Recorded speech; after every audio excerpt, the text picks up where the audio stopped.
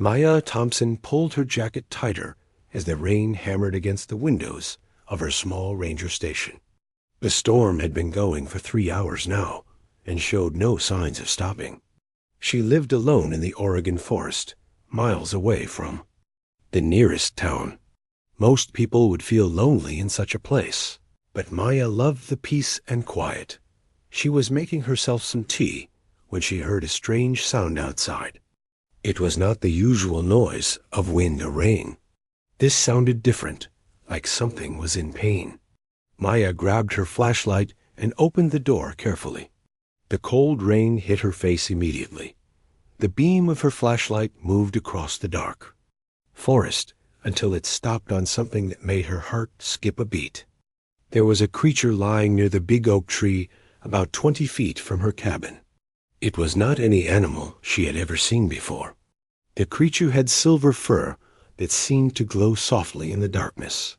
It was small, maybe the size of a young person, and it was not moving. Maya knew she should be scared. This was clearly not from Earth, but all she could think about was that something was hurt and needed help. She ran back inside to get her first aid kit and a blanket. When she came back out, the creature was still there, breathing weakly. As she got closer, Maya could see the creature better. It looked like a mix between a human and a cat. It had long silver fur covering most of its body, but its face was more human-like. There were strange blue markings on its skin that flickered like tiny lights.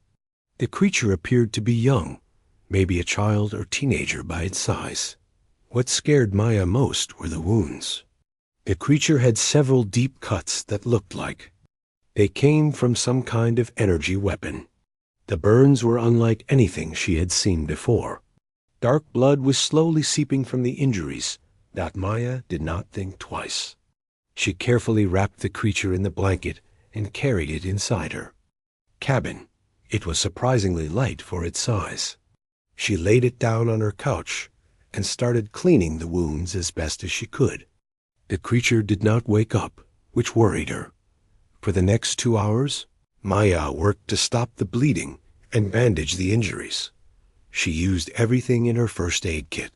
The creature's blood was darker than human blood, almost purple. Its heartbeat was faster than a human's, but steady. Maya stayed awake all night, checking on her strange patient. When morning came, the rain had stopped. Maya was dozing in her chair when she heard a small sound. The creature was waking up. Its eyes opened slowly, and Maya saw they were a beautiful golden color. But when the creature saw Maya, it tried to jump up and run away. The sudden movement made its wounds open again. The creature fell back down with a cry of pain. Maya held up her hands to show she meant no harm. She spoke softly, telling the creature that she was trying to help. Of course, it probably could not understand her words, but maybe it could understand. Her tone got the creature, watched Maya carefully. It was clearly scared and did not trust her.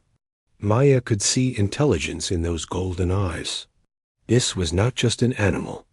This was a thinking being, probably as smart as any human. Maya noticed the creature looking around the room, probably searching for an escape route. Its nose was moving, smelling the air. Suddenly, Maya realized something important. The creature was probably hungry. She had no idea when it had last eaten. Maya went to her small kitchen and looked through her supplies.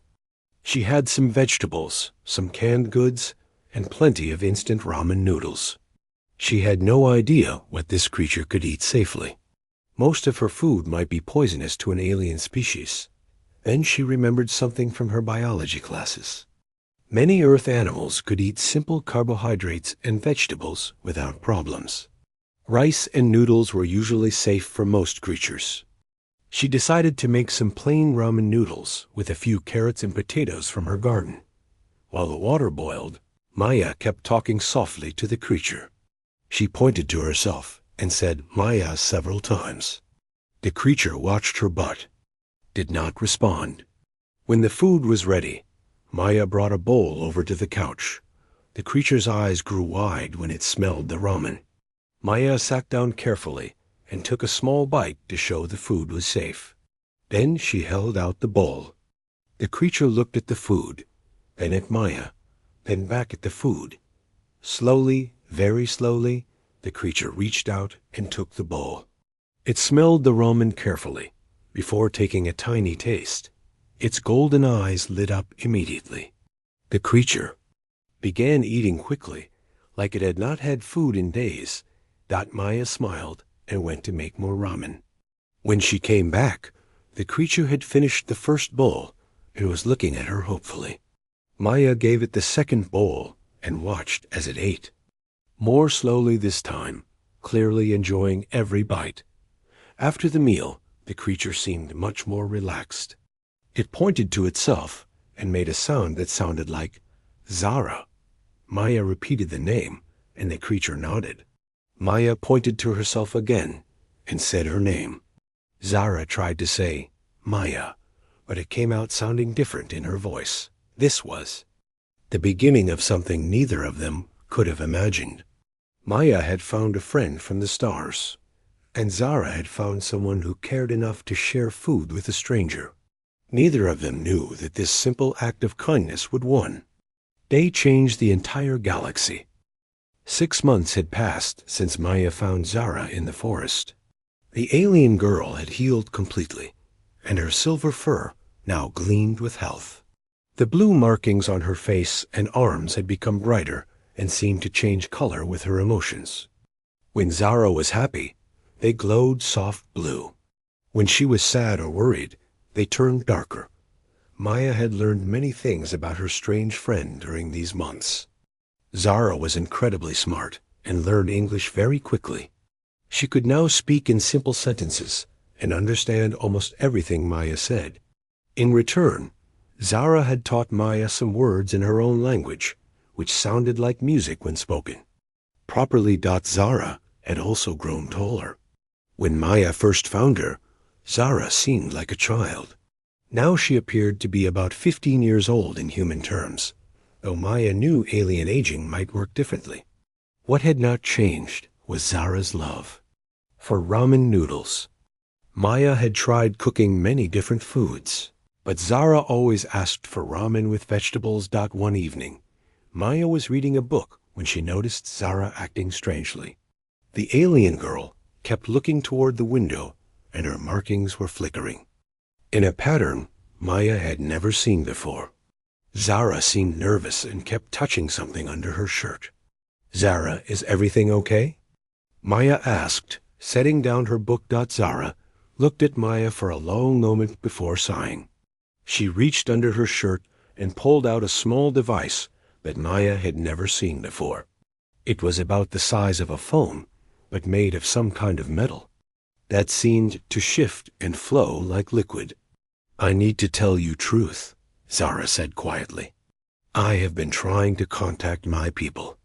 Maya felt her heart skip a beat, but she kept her voice calm. Your people? Are they looking for you? Zara nodded slowly. Not many left. Bad people called Vorthik killed most of us. They destroyed our worlds and our families. Her golden eyes filled with tears. I am princess of my people. My parents, my brothers, all dead. Maya moved closer and put her arm around Zara's shoulders. I'm so sorry. You don't have to be alone anymore. But I am not alone, Zara said, leaning against Maya. You saved me. You gave me food when I was hungry and healed me when I was hurt. You are my family now. Maya felt tears in her own eyes. Over the past months, she had come to love Zara like a younger sister. The idea that this kind, intelligent girl was actually royalty from another world seemed impossible, but it also explained a lot about Zara's natural dignity and wisdom. The device, Maya said, pointing to the strange object in Zara's hands. Have you contacted anyone? Zara nodded. Few of my people survived. They hide in different places across the galaxy. They have chosen me as their leader because I am last. Of royal family, but I am young and scared. I do not know how to lead. You're not alone in this, Maya said firmly. What do your people need? Over the next hour, Zara explained more about her species, the Kithara, and their enemies, the Vorthik. The Kithara were peaceful people who valued knowledge and art. They had built a beautiful civilization among the stars. The Vorthik were warriors who conquered other species and destroyed anything they could not control. The Vorthik are moving toward human space, Zara said, her markings turning dark with worry. They will find Earth soon. They will do to humans what they did to us. Maya felt a chill run down her spine. How soon? Maybe 2 or 3 of your years, Zara replied. But humans are different from us. Humans fight back. Humans are strong and clever. That is why I must warn them. Warn them how? Maya asked. If you reveal yourself to human governments, they might try to capture you for study. Some humans fear anything different. Zara smiled sadly. I know. I have watched human television and learned about your history. Humans can be cruel to each other when they are afraid. But they can also be very kind. You proved that to me. Maya thought about this problem for several days. Zara was right that humanity needed to be warned about the coming threat. But she was also right that many humans would react with fear rather than understanding if they knew aliens existed. During this time, Maya noticed that Zara was using her device every night. She was talking to other Kithara survivors and slowly taking on the role of leader. Maya watched her young friend change from a scared refugee into someone with purpose and determination. I have an idea, Maya said one evening as they shared their usual dinner of ramen and vegetables. I have a friend named Lisa Martinez. She works for Earth's Space Defense Command. She's smart and open-minded. Maybe we could trust her with the truth. Zara's markings flickered with interest. You think she would help us? Lisa has always believed that humans are not alone in the universe, Maya explained. She became a space defense officer because she wanted to be ready if we ever met other species. If anyone would understand, it would be her. Over the following weeks, Maya and Zara planned carefully. Zara taught Maya about Kithara technology and showed her star maps of where the Vorthik were moving. Maya learned that the Kithara had been watching human development for many years and were impressed by how quickly humans had advanced. Humans learn fast, Zara said. Kithara took thousands of years to develop space travel. Humans did it in less than 100 years. That gives me hope. Hope for what? Maya asked. Hope that together, humans and Kithara can stop the Vorthik, Zara replied. Separately, we are weak. Together, we might be strong enough. Maya realized that her quiet life in the forest was about to change forever. She was no longer just a park ranger who had helped an injured animal. She was now the first human to become friends with an alien, and possibly the key to saving both species. As she watched Zara working with her communication device, speaking to scattered survivors across the galaxy, and slowly building hope among her people, Maya understood that the scared young creature she had found in the rain was becoming something much more important. Zara was becoming a leader who could unite species that had never worked together before. And it had all started with a simple bowl of ramen noodles shared between strangers on a stormy night. 2 years had passed since Maya first contacted her friend Lisa Martinez about the alien threat. Zara was now much taller and looked like a young adult, though she was probably still a teenager by Kithara standards. Her silver fur had developed intricate patterns, and her blue markings had become more complex, forming beautiful designs that seemed to tell stories. Zara had changed in other ways too. She carried herself with natural authority and spoke with the wisdom of someone much older. The scattered Kithara survivors had officially chosen her as their leader, calling her Vel-Tar, which meant hope-bringer in their language. Maya had become her closest advisor and had learned enough about alien technology to serve as a translator between species. The first meeting with Lisa had gone better than Maya had hoped. Lisa was shocked, but quickly recovered and immediately understood the threat the Vorthik posed to Earth. She had helped Maya and Zara establish secret communications with other key people in Earth's defense forces. For 2 years, they had been preparing in secret. Zara had shared Kithara technology with a small group of trusted human engineers. Maya had become an expert in alien languages and customs. Lisa had quietly positioned defensive forces in areas where Zara predicted the Vorthik might appear first. Then the day they had all been dreading finally came. Maya was making breakfast when Zara burst into the kitchen, her markings flashing bright red with alarm. "They are here," she said breathlessly. "Vorthik scout ships just entered your solar system." Maya dropped her coffee mug, but neither of them paid attention to the broken pieces on the floor. "How? Many ships?" she asked. "3 small scout vessels," Zara replied, already activating her communication device. "They are testing human defenses and looking for weaknesses. If they find Earth easy to conquer, they will bring their main fleet." Maya immediately called Lisa on their secure communication line. Within minutes, Earth's Space Defense Command was on high alert. This was the moment they had been preparing for, but Maya still felt terrified. "What do we do now?" Maya asked Zara. "Now we reveal ourselves to your people," Zara said. "The secret time is over. Humans must choose to fight with us or face the Vorthik alone." The next few hours were chaotic.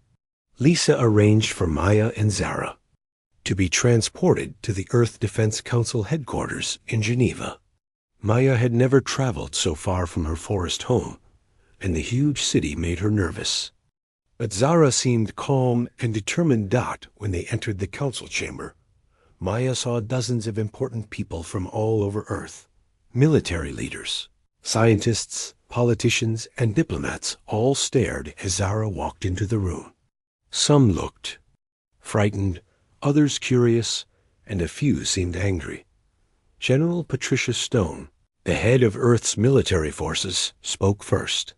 "So this is the alien you've been hiding from us for 2 years," she said to Lisa. "How do we know this isn't some kind of trick?" Before Lisa could answer, Zara stepped forward. Her markings glowed softly as she spoke. "Honored humans," she said in perfect English, "I understand your fear and suspicion. If unknown beings came to my world, I would be cautious too. But we do not have time for long discussions. The Vorthik scouts are already scanning your defenses." Dr. Helen Brooks, Earth's top scientist, leaned forward. "What exactly are these Vorthik, and why should we believe you?" Zara activated a holographic display from her device, showing images of destroyed worlds and conquered species. The council members gasped as they saw the devastation. "This is what the Vorthik do," Zara explained. "They destroy everything beautiful and enslave everyone who survives. They have killed billions of beings across dozens of worlds. And they're coming here next?" asked President Kim of the Asian Federation. "Yes," Zara replied simply. "But humans are different from other species they have conquered. Humans are warriors when they need to be. Humans adapt quickly and work together when facing danger. That is why I believe we can stop them if we unite our forces." General Stone crossed her arms. "Even if we believe you, what can your people offer? You said most of them are dead." "We have knowledge," Zara said. "We know Vorthik weapons and tactics. We know their weaknesses. Most importantly, we know how to modify human technology to fight them effectively." At that moment, alarms started blaring throughout the building. A young officer ran into the chamber. "General Stone, we have a problem. 3 unknown ships just attacked our Mars research station. They destroyed it completely and are now heading toward Earth." The council chamber erupted in worried voices. General Stone demanded details while scientists tried to analyze the attack data. In the middle of all this confusion, Zara walked calmly to the main display screen. "May I?" she asked General Stone. The general nodded, and Zara connected her device to Earth's defense systems. Immediately, detailed information about the attacking ships appeared on the screen. The Vorthic vessels were fast and heavily armed, but Zara pointed out several weaknesses in their design. Their shields are strong against energy weapons, but weak against physical projectiles, she explained. They expect other species to fight the same way they do, with energy beams and plasma cannons. But humans still use missiles and bullets, which can penetrate their defenses. "How do you know all this?"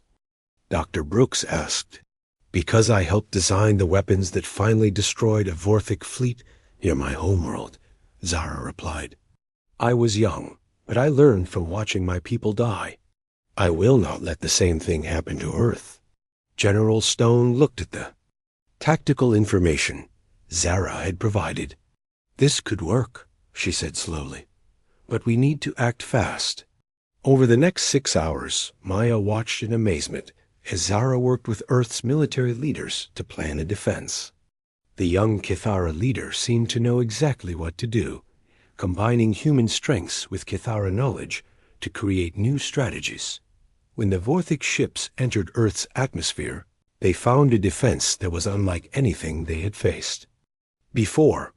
Human fighters used unpredictable tactics that confused the aliens. Earth's weapons had been quickly modified, using Kithara technology to penetrate Vorthic shields. The battle lasted only 2 hours. All 3 Vorthic ships were destroyed, and Earth's forces captured several alien prisoners for questioning. More importantly, they had sent a clear message to the Vorthic Empire that Earth would not be an easy conquest. After the victory, the Shiji Council Chamber was much more friendly toward Zara. General Stone shook her hand and thanked her for the help. Dr. Brooks asked dozens of questions about Kithara science. President Kim offered to provide resources for other Kithara survivors. Felt proud watching her friend handle all the attention with grace and wisdom. The scared young creature she had found in the forest had become a leader who could unite different species against a common enemy.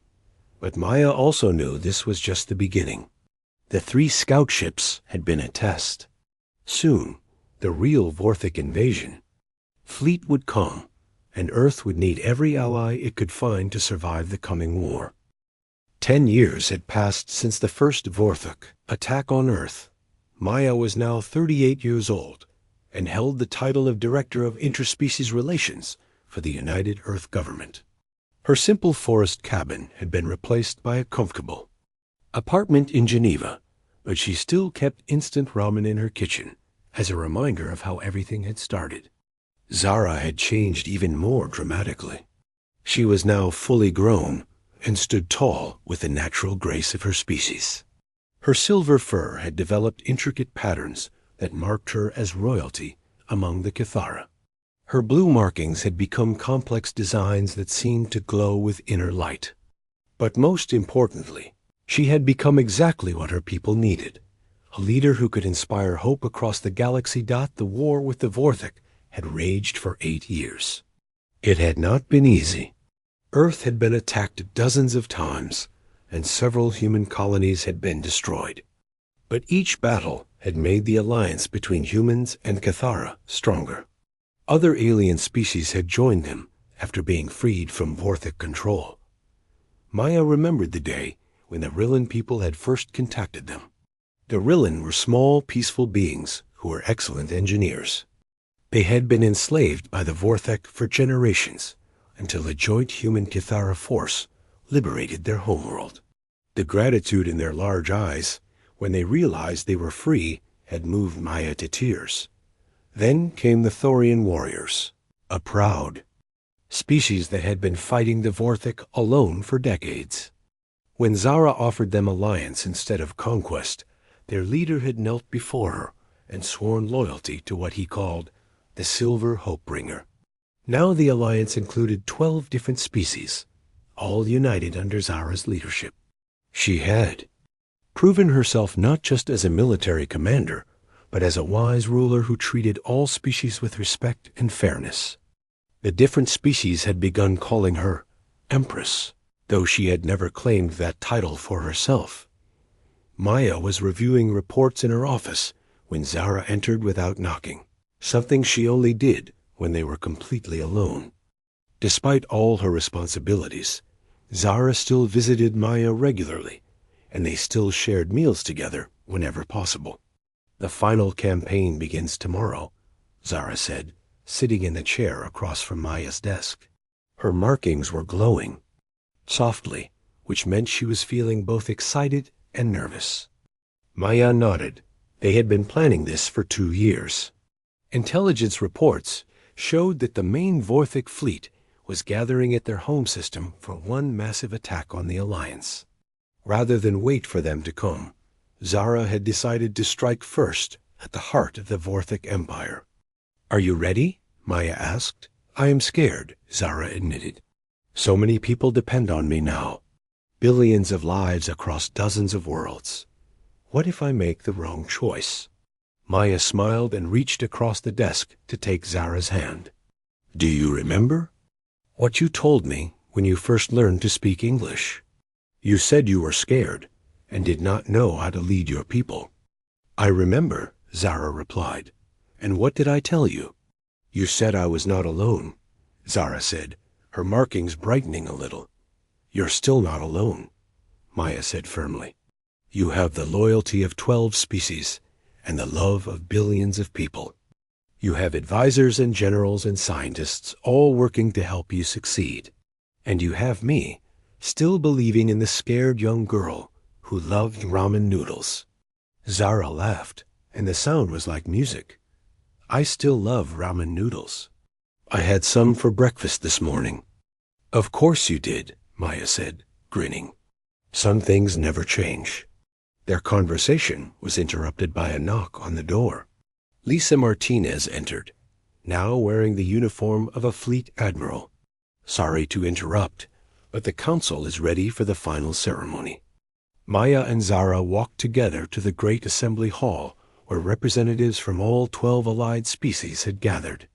The ceremony was Zara's idea, a way to show unity before the final battle.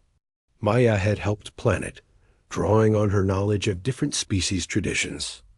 The hall was magnificent, with delegates from worlds across the galaxy. The Rillan engineers had built a beautiful stage that seemed to float in the air. The Thorian warriors had contributed banners showing the symbols of all allied species. Human musicians played alongside Tithara singers, creating harmony that had never existed before in the galaxy dot. When Zara walked onto the stage, the entire hall fell silent. She wore a simple silver robe that matched her fur, with no other decoration except the natural patterns of her markings. She looked every inch the Empress that everyone believed her to be. "Friends," Zara began, her voice carrying clearly through the hall. 10 years ago, I was a wounded child hiding in a forest on Earth. I had lost everything. My family, my home, my people. I thought I would die alone and forgotten." Maya felt tears in her eyes as she remembered that stormy night so long ago. "But one human woman saw a stranger in need and chose kindness over fear," Zara continued. "She shared her food with me, healed my wounds, and taught me that strength comes not from conquering others, but from lifting them up. That lesson changed not just my life, but the fate of our entire galaxy." The delegates began to cheer, but Zara raised her hand for silence. "Tomorrow we face our greatest challenge. The Vorthic have ruled through fear and cruelty for 1,000 years. They think we are weak because we choose cooperation over conquest. They are wrong. We are strong because we fight not just for ourselves, but for each other." Representatives from all 12 species stood and began chanting Zara's name. The sound echoed through the hall like thunder. "I accept the title you have given me," Zara said when the noise died down. "But I do not rule over you. I serve with you.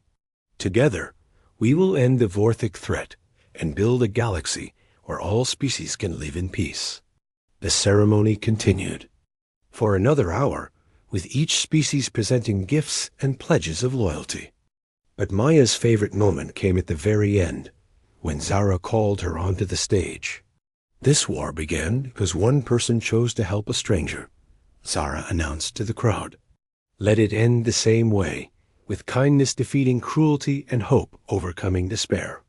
She handed Maya a small bowl filled with ramen noodles, prepared exactly the way Maya had made them on that first night. Together, they shared the simple meal in front of representatives from dozens of worlds, showing everyone that the most important things in the universe were often the simplest. After the ceremony, as they walked back to Maya's apartment, Zara was quiet for a long time. "What are you thinking about?" Maya asked. "I am thinking about what happens after we win," Zara replied. "The galaxy will need new laws, new governments, new ways for different species to work together. It will be harder than fighting a war." "You'll figure it out," Maya said confidently. "You always do." "We will figure it out," Zara corrected her. "I told you before, I am not alone in this." Maya smiled. Tomorrow would bring the greatest battle in galactic history. But tonight, she was simply happy to walk beside her friend, the scared young alien who had grown up to become the hope of the galaxy. 20 years had passed since Maya found a wounded alien cub in the Oregon forest. Today, she stood in that same forest, now wearing a simple dress instead of her old ranger uniform. Her hair had streaks of gray, and lines around her eyes showed the wisdom that came with age and responsibility. But her smile was the same as it had been on that stormy night so long ago. The war with the Wow, Vorthic, had ended 3 years earlier. Zara's final campaign had been brilliant, combining military strategy with diplomatic genius. Instead of simply destroying the Vorthic, she had offered their leaders a choice: surrender and join the alliance as equals, or face complete destruction. Most had chosen surrender, and those who had refused were defeated quickly by the combined. Fleets of 12 allied species thought the galaxy was now at peace for the first time in over 1,000 years. Zara ruled as Galactic Empress of the United Free Worlds, but she ruled through democracy rather than force. Each member species governed themselves while working together on matters that affected everyone.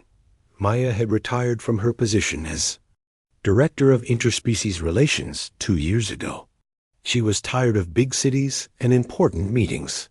All she wanted was to return to the quiet forest where everything had begun. The Earth government had declared her old ranger station a historic site and built a small research center nearby, where scholars from different species could study the beginnings of galactic democracy. But Maya had asked for one thing: the right to live in her old cabin whenever she wanted. Today was special because Zara was visiting Earth for the 20th anniversary of their first meeting. Maya heard the familiar sound of atmospheric engines and looked up to see Zara's personal transport landing in the clearing. It was a beautiful ship that combined the best technology from all allied species. But Maya knew Zara would have been just as happy arriving in an old human shuttle. Zara stepped out of the ship, and Maya's heart filled with joy at seeing her old friend. The Galactic Empress was now fully mature, taller than Maya, and radiating the quiet authority that came naturally to her species' royalty. Her silver fur had developed magnificent patterns that told the story of her reign, and her blue markings had become intricate designs that seemed to contain the wisdom of ages. But when Zara saw Maya, her formal expression melted into a huge smile. She ran across the clearing like the young girl she had once been and swept Maya into a warm hug. "I have missed you so much," Zara said, her markings glowing bright blue with happiness. "I've missed you too," Maya replied, holding her friend tightly. "How is the Empress business treating you?" It is exhausting, Zara laughed. I spend most of my time in meetings with planetary governors and trade representatives.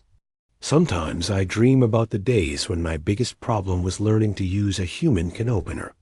They walked together toward the cabin, passing the memorial. That had been built to honor all the beings who had died in the war against the Vorphic. Maya noticed that Zara paused at the memorial, her markings turning darker as she remembered the cost of their victory. They did not die for nothing, Maya said gently. I know, Zara replied, but I still wish there had been another way. Inside the cabin, very little had changed. Maya had kept everything exactly as it was during those first months when Zara was recovering.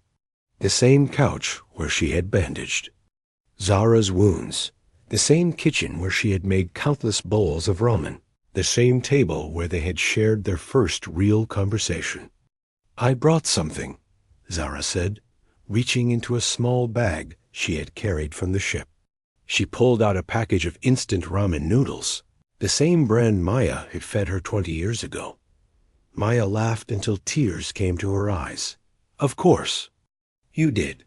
Some things never change. Some things should never change, Zara said seriously. This is where it all began. This is where I learned that the most powerful force in the universe is not weapons or technology, but simple kindness between strangers. As Maya prepared their meal, she thought about everything that had happened since that stormy night. The scared young alien had become the most powerful leader in galactic history. The lonely forest ranger had become one of the most respected diplomats in known space. Together, they had helped create a civilization that spanned hundreds of worlds and dozens of species. But right now, they were just two friends sharing a simple meal in a small cabin in the woods. Tell me about the ramen protocol, Maya said as they sat down to eat. She had heard about it, but wanted to hear the details from Zara herself. Zara's markings brightened with pride. It is now the fundamental law of the United Free Worlds. Any being who asks for help must be given food and shelter, regardless of their species or background. No one can be turned away if they are hungry or in need. And if someone breaks this law? Maya asked. They face judgment by representatives from all member species, Zara replied. But it rarely happens. Most beings understand that kindness is not weakness, it is strength. Maya nodded. Your people called you the Hope Bringer. I think they were. Right. No, Zara said firmly. You were the Hope Bringer. You showed hope to a frightened alien child, and that hope spread across the galaxy. I was just the messenger. They ate in comfortable silence for a while, enjoying the familiar taste of ramen noodles and remembering all the meals they had shared over the years. Outside, Maya could hear the sounds of the forest that had been her home for so long. What happens now? Maya asked. You've brought peace to the galaxy. What dreams does an empress have when all her goals are achieved? Zara smiled. I want to build something that will last forever. Not an empire based on conquest, but a community based on cooperation. I want beings from different worlds to meet and learn from each other. I want children to grow up thinking it is normal to have friends from other species. That sounds like a beautiful dream, Maya said. It is happening already, Zara replied. Next year, we are opening the first Galactic University right here, near this cabin. Students from every member world will come to learn about interspecies cooperation. They will study how kindness can change the universe. Maya felt a warm glow of satisfaction. Her quiet forest would become a place where young beings from across the galaxy would learn the lessons that she and Zara had discovered together. As evening approached, more ships arrived in the clearing. Representatives from all the allied species had come to celebrate the anniversary. Maya recognized many faces. Admiral Lisa Martinez, now retired and writing her memoirs. Dr. Helen Brooks, who had become the galaxy's leading expert on interspecies medicine. General Patricia Stone, who had become Zara's chief military advisor. But there were also beings Maya had never seen before. Young Chithara, who had been born.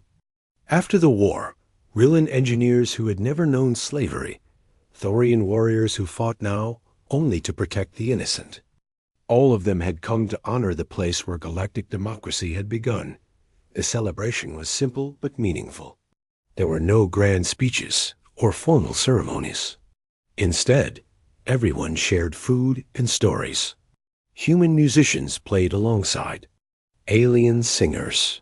Children from different species played games together while their parents watched and smiled as the evening ended and the guests began to leave.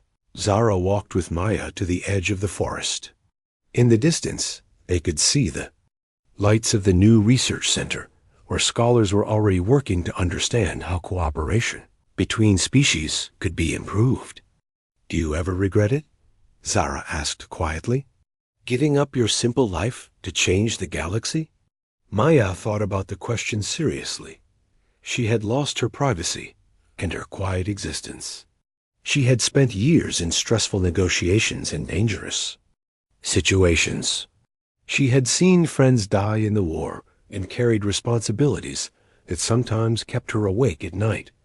But she had also seen wonders beyond imagination. She had watched species that had been enemies for centuries learn to work together. She had seen the joy in beings' eyes when they realized they were free from oppression. She had helped create something beautiful that would last long after she was gone. "No regrets," Maya said firmly. "Not even one." Zara's markings glowed softly in the darkness. "Thank you," she said simply. "For what?" "For seeing a stranger in need and choosing to help instead of turning away. For teaching me that the smallest acts of kindness can have the biggest consequences. For showing me that home is not a place, it is the people who care about you." Maya smiled and put her arm around her friend's shoulders. Tomorrow, Zara would return to her duties as Galactic Empress. Maya would continue her quiet retirement in the forest. But they would always have this, the memory of two strangers who became family, and the knowledge that their friendship had made the universe a better place. As they walked back toward the cabin, Maya noticed something that made her heart happy. In the clearing where Zara's ship had landed, someone had set up a small stand with a sign that read, "Free ramen for all species." A line of young beings from different worlds was waiting patiently, talking and laughing together as they shared. A simple meal. The Hope Bringer's work was done. The hope itself would continue forever.